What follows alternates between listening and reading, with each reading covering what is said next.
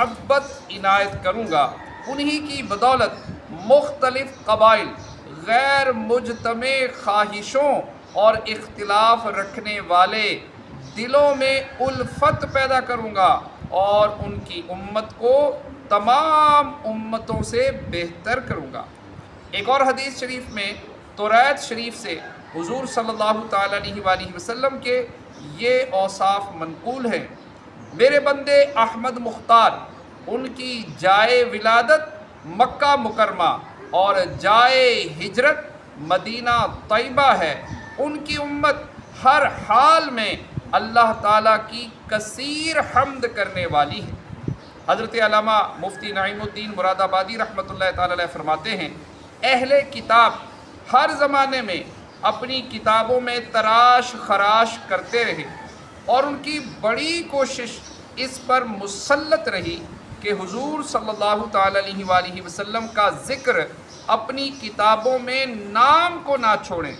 توریت، انجیل وغیرہ ان کے ہاتھ میں تھیں، اس لیے انہیں اس میں کچھ دشواری نہ تھی، لیکن ہزاروں تبدیلیاں کرنے کے بعد بھی موجودہ زمانے کی بائبل میں حضور صلی اللہ تعالیٰ علیہ وسلم کی بشارت کا کچھ نہ کچھ نشان باقی رہ ہی گیا۔ چنانچہ برٹش اینڈ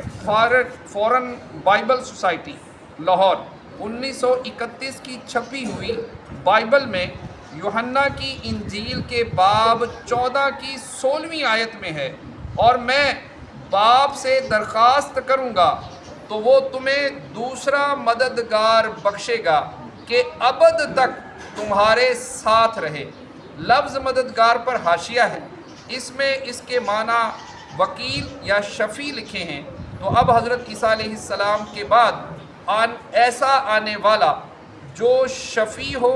اور ابد تک رہے، یعنی اس کا دین کبھی منسوخ نہ ہو، بجز سید عالم صلی اللہ تعالیٰ علیہ وآلہ وسلم کے کون ہے؟ پھر 30ویں آیت میں ہے، اور اب میں نے تم سے اس کے ہونے سے پہلے کہہ دیا ہے تاکہ جب ہو جائے تو تم یقین کرو۔ اس کے بعد میں تم سے بہت سی باتیں نہ کروں گا، کیونکہ دنیا کا سردار آتا ہے اور مجھ میں اس کا کچھ نہیں۔ کیسی صاف بشارت ہے! اور حضرت عیسیٰ علیہ السلام نے اپنی امت کو حضور صلی اللہ تعالیٰ علیہ وآلہ وسلم کی ولادت کا کیسا منتظر بنایا اور شوق دلایا ہے، اور دنیا کا سردار خاص سید عالم صلی اللہ علیہ وآلہ وسلم کا ترجمہ ہے، اور یہ فرمانا ہے کہ مجھ میں اس کا کچھ نہیں۔ حضور صلی اللہ تعالیٰ علیہ وسلم کی عظمت کا اظہار اس کے حضور اپنا کمال و ادب ہے۔ تو پیارے اسلامی بھائیوں، یہ جو دونوں تورات اور انجیل شریف، یہ دونوں کتابیں، تورات یہودیوں کی، انجیل عیسائیوں کی، دونوں کتابوں کے اندر پیارے آقا صلی اللہ تعالیٰ علیہ وسلم کے صاف طور پر اوصاف کا بیان ہے۔ اور یہ الگ بات ہے کہ اب ان دونوں نے، یہودیوں نے، عیسائیوں نے، اس میں سے پیارے آقا صلی اللہ تعالیٰ علیہ وسلم کے اوصاف کو نکال دیا، لیکن ابھی بھی جو کتابیں پرانی تورات اور انجیل اٹھا لیں آپ، تو ان کے اندر یہ اوصاف آپ کو ملیں گے۔ تو یہ بات بالکل صاف ہے۔ یہ تو عیسائی اور یہودی، انہوں نے اپنے پیروں پر ہی کلہاڑی ماری، آنے والی نسلوں کو بھی برباد کر دیا، کہ وہ جو اسلام حضرت آدم علیہ السلام سے چلا تھا، پیارے آقا صلی اللہ تعالیٰ علیہ وسلم پر آ کر وہ مکمل ہوا، تو سب کے تمام انبیاء کا دین صرف ایک ہی اسلام تھا، اور آخر میں تمام دنیا کے لوگوں کو نبی پاک صلی اللہ تعالیٰ علیہ وسلم پر ایمان لانا تھا، اور مسلمان ہو کر جنت کا حقدار بننا تھا۔ لیکن یہودیوں نے، ان کے جو سو کالڈ اس وقت جو پیشوا تھے، انہوں نے اپنا ایمان بھی برباد کیا اور آنے والوں کا ایمان بھی برباد کیا، اور عیسائیوں نے بھی یہی کام کیا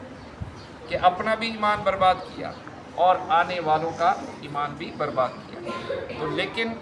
آج بھی جس پر اللہ اپنا کرم کر دے، فضل کر دے، وہ چاہے عیسائی ہے، چاہے یہودی ہے، چاہے دنیا کا کوئی بھی بندہ ہے، تو وہ جب سرکار صلی اللہ تعالی علیہ وسلم کے بارے میں پڑھتا ہے، قرآن کریم پڑھتا ہے، تو اس کو بات بالکل صاف سمجھ میں آ جاتی ہے کہ اللہ پاک نے حضرت آدم علیہ السلام سے جو سلسلہ شروع کیا نبوت کا، اسلام کا، وہ نبی پاک صلی اللہ تعالی علیہ وسلم پر آ کر مکمل ہوا۔ تو اب دین اسلام پر ایمان لا کر ہی